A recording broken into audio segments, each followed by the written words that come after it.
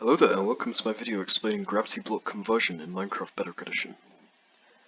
This is the name given to a bug that essentially allows falling gravity blocks to lose their data over a server restart and convert into any other block in the game. Now this only works with blocks. It can't convert into, for example, an ender pearl or an apple. It has to be something that can physically exist. So, like a wall, or water, or a sign. Anyway, this has previously had an extremely low chance of happening. It was 1 in thousands chance that you actually get a gravity block to convert. It would take you thousands of hours to get anything, really. Maybe not thousands for a conversion, but definitely hundreds for a conversion. And even then, it would be like highly unlikely that it would be something useful. Blocks with more block states have an increased chance of dropping, which is why, from a short test, almost 45% of the blocks that we got were walls. And of course, no wall is useful at all. This is a border wall, that's the only one that's actually cool, but you can't place it in survival. Well, that's probably a good thing, it's very dangerous.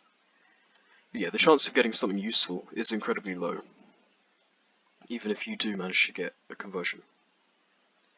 However, on the 13th of August 2020, I discovered that if you send a falling block through an end gateway, and then do a server restart before loading the other side, it will have a 100% conversion rate.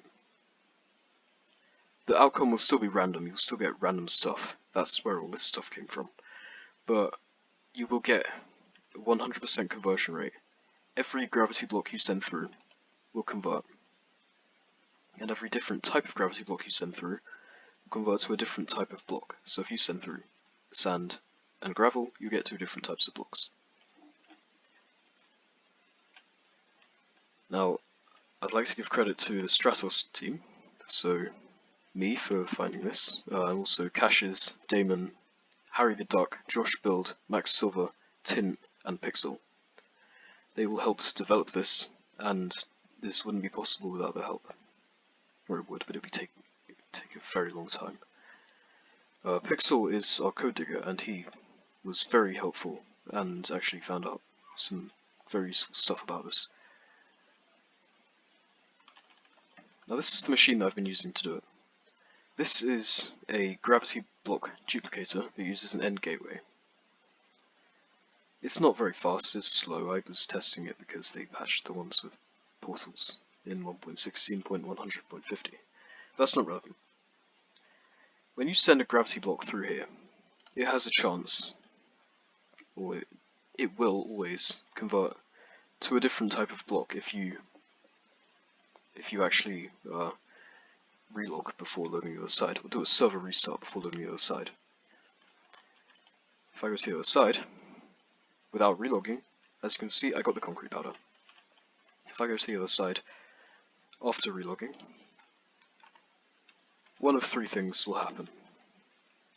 The first thing that could happen is all your blocks, all your different types of gravity blocks that you send through will convert to different types of blocks, and you can pick them all up. These blocks may or may not be useful, it's random, you can't guarantee you'll get something good, which is why I don't recommend doing this. The second thing that can happen is you get a client-side, what we've been calling an oof block. Now this is basically a block that looks like a piece of dirt, but says update on it. It looks like this. This is one of the oof blocks. Or it's what they look like. This isn't an oof block, this is reserved 6. It's a block from Pocket Edition that should never have been obtainable. If you see one of these when you go to the other side and you pick it up, it will probably crash you when you open your inventory. There are different types of oof blocks, and the ones that are 3D and look like this may crash you depending on which type you got.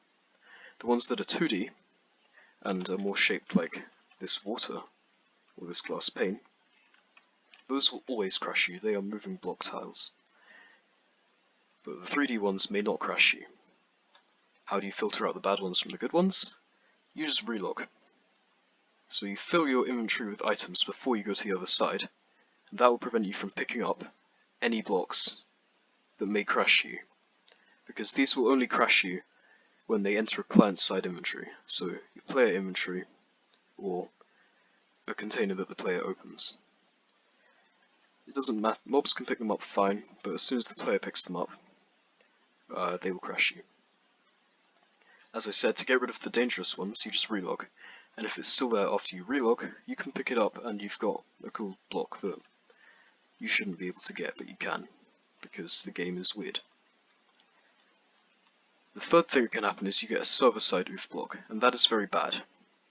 That will essentially make all the chunks around the one that you do it in unusable. If you load the chunk with the server-side oof block in it, it will crash the server, and there is not really anything you can do about that without manually deleting the chunk using a third-party app such as Universal Minecraft Editor. To minimize the risk of that, you have to make backups of your world.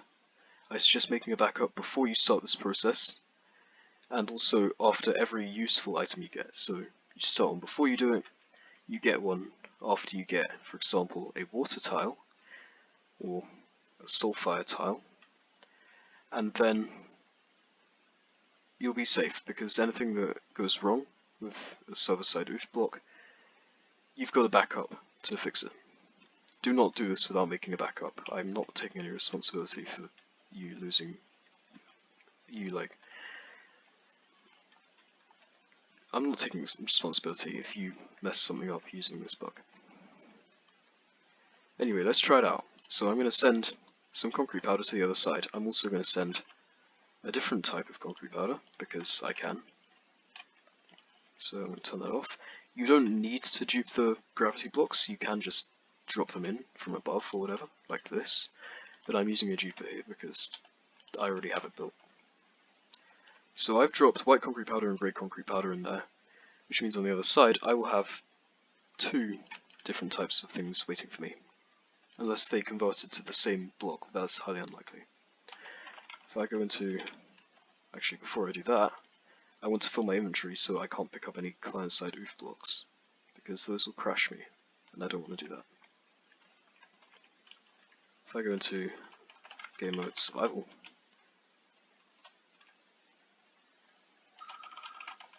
I need to heal. If I go into survival mode and then throw an ender pearl through this portal, I will pick up the blocks. Well, I pick up the converted blocks. Well, the converted blocks will exist, I won't have picked them up yet, but they will be on the other side, converted. So if I throw an ender pearl through here, as you can see, sandstone walls and cyan carpet. I'm going to prove that I didn't fake that, because now you know there are no blocks on this island, you can see it. If I go through, damn it. If I go through the portal,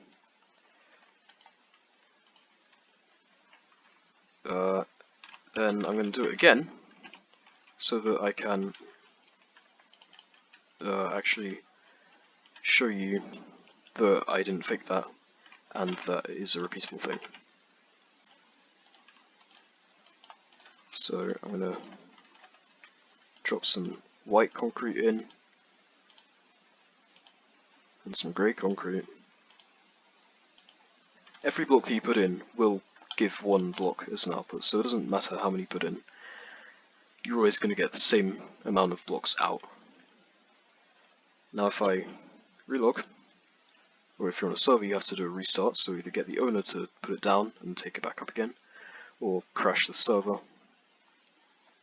If I go into survival mode again, those will have converted again into something different. There, I got two walls.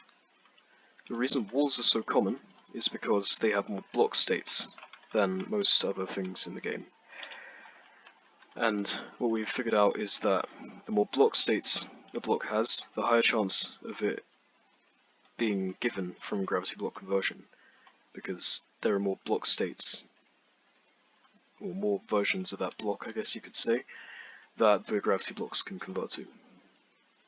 That means that things like walls are extremely common, but things like end portal tiles are pretty much non-existent because they have one block state, compared to walls which have a lot. But yeah, I think that should be all that I need to show you, really. We haven't done that much besides that. I'm going to quickly show you what I've got on the Brettcraft realm. So I did this in a download of this realm, because doing it on a realm is extremely inconvenient. These are just chests for my stuff, for the other person who helped me's stuff. These are the items that we got. So we got a bunch of trash. This is all trash. So's this, and so's this. But we also got a bunch of illegal items. These aren't really illegal, but sometimes you can't get them because of bugs. You can't place these, but you can get all of these in survival. We did this in survival. So we got this in survival, we got command blocks in survival, we got end portal frames in survival, we got these. These are the water tiles are the big one, because they let you place water in the nether. That's not important. Point is, you can get any block in the game from it, as long as it can be placed. So you can't get like a sword from it, but you can get these. Yeah, I think that's all I really need to show. Don't do this on the server without the owner's permission, because it is very game breaking. Although you can't place the super illegal things like the command blocks and structure blocks, you can. It's still very cheaty to actually obtain these in survival. So make sure you have permission. Don't do it without permission, because that's just it's not good for anyone if you break the rules on your server. But yeah, thank you for watching. I hope you enjoyed it and found this informative.